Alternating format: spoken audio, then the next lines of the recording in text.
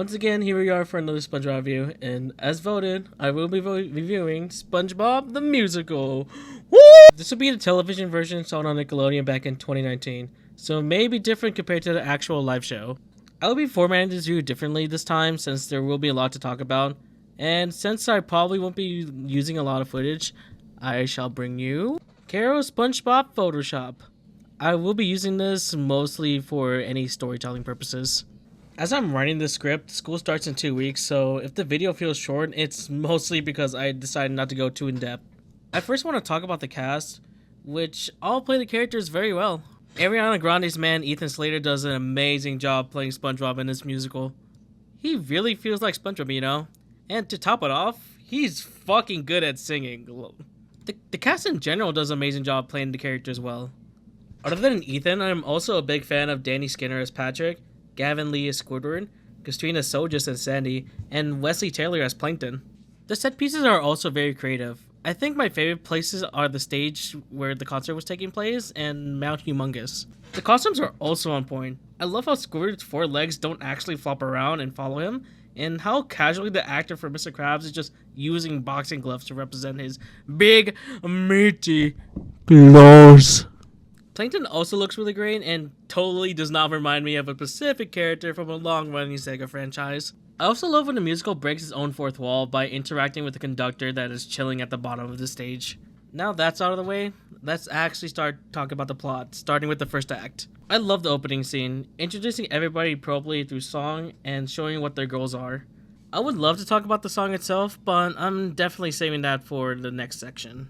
SpongeBob and his friends then learn that Mount Humongous is going to erupt in the next 2 days and will destroy Bikini Bottom. Plankton then comes up with a plan to convince the citizens of Bikini Bottom to fund for a safety pod, so that he'll be able to hypnotize everyone to enjoy chum from the chum bucket.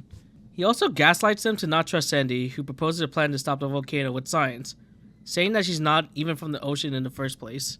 I didn't even think they'd go this route with the musical, with the Bikini Bottomites basically saying Sandy does not belong with them.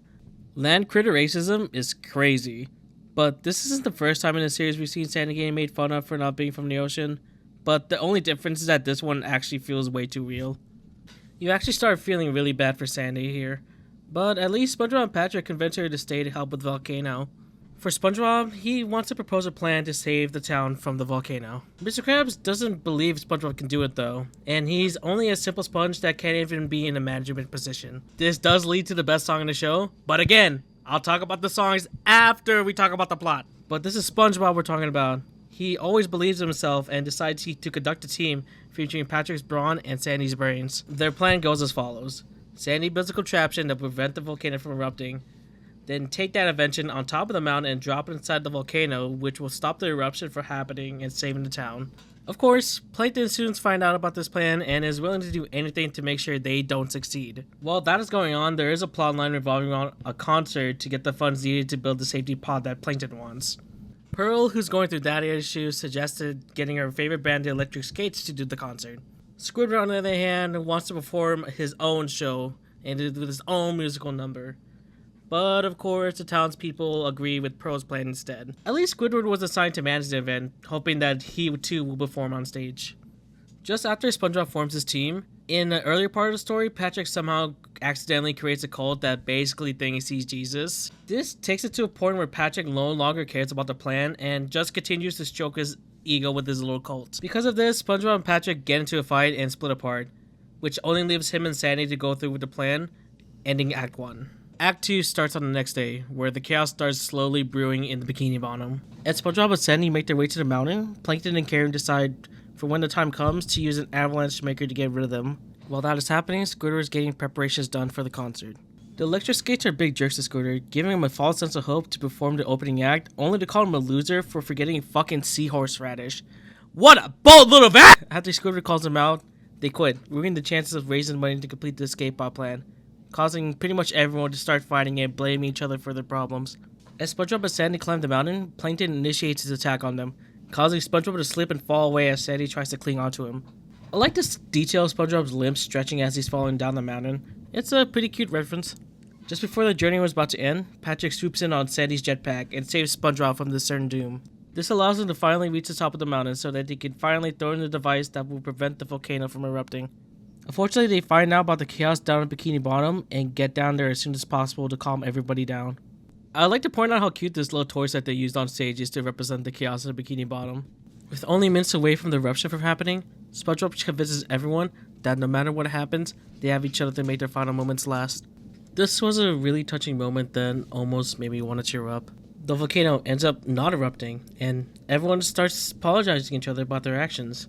Plankton and Karen's plan fails, Sandy is accepted as a proud member of Bikini Bottom again, and Mr. Krabs promises that SpongeBob will one day be the manager of the Krusty Krab. In the end, they hold a joint concert all together with the entire cast, finishing the story with a happy ending. I actually really loved this story. It was really well paced and for the most part had great character development for not only SpongeBob, but for Sandy and even Squidward as well. The only problem I have is that the Mr. Krabs and Pro storyline doesn't really get used that much. But I can't really blame the writer for this since there's a lot going on in the musical. Now, it's time to talk about the music. The soundtrack for this musical is flames. I would even say the majority of the songs here are really good and even vary between genres. I had to take a look at some of the names that helped compose some of these songs, and it's pretty stat, featuring big names like John Legend, Playing With My Teeth, and even fucking Brandon Urie! If there's some names you recognize here, let me know, because honestly I don't know too much about this kind of stuff to be honest. Just so this video isn't long enough, I'm gonna quickly go through some of my favorite songs. Bikini Bottom Day is a great opener to the musical, and the reprised versions really amp up the atmosphere well in the story. When the going gets tough is insane. Wesley Taylor's raps as Plankton make even Eminem go down on his knees. BFF and I Guess I Miss You are really great songs involving SpongeBob and Patrick's relationship. I wouldn't be surprised if you told me they were gay in this one. Daddy's Knows Best is carried by Pro's actress. Girl ate that shit! Heroes My Middle Name is a great pop song that brings out the care Sandy has about her friends. I'm Not a Loser is fucking awesome. I was waiting for Squidward to finally get the song and it was absolutely worth the wait. Best Day Ever was the song that almost made me cry when watching the show. Singing such a classic song reimagined for the musical was so amazing, and it was brought in at a perfect time. And now, I can talk about my favorite song of the whole show, Just a Simple Sponge. Just a Simple Sponge is the most famous song in the musical, and for a good reason. The song tackles SpongeBob's inner struggles with himself, and believing that he is capable of saving the town from the end. Ethan Slater absolutely does his best here and it shows. There's no doubt in my mind this is the highlight of the musical for me. Let me have adventure, be a contender, and more, not a... Overall, this musical is definitely worth your time. It's an amazing SpongeBob story that is faithful to the show, featuring great comedy, action, and best of all, godlike music, baby! Woo! I could confidently give this musical a 10 out of 10. It does have some issues, but they're outweighed by everything else. Would highly recommend checking it out if you're interested. Well, that's 200 days of SpongeBob reviews. I honestly didn't think I'd get this far, but it has.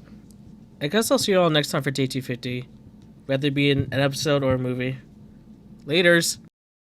When I ripped my pants, I thought that I had everybody on my side, but I went and blew it all sky high, and now she'll even spare a passing glance. All just because I ripped my pants when Big Larry came on just to put him down.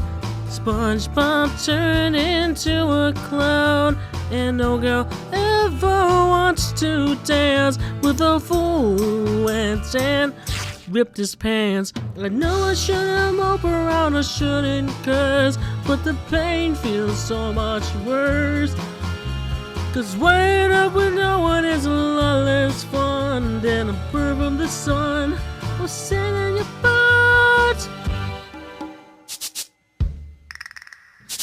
Now I learned a lesson I want to forget, so listen and you won't regret.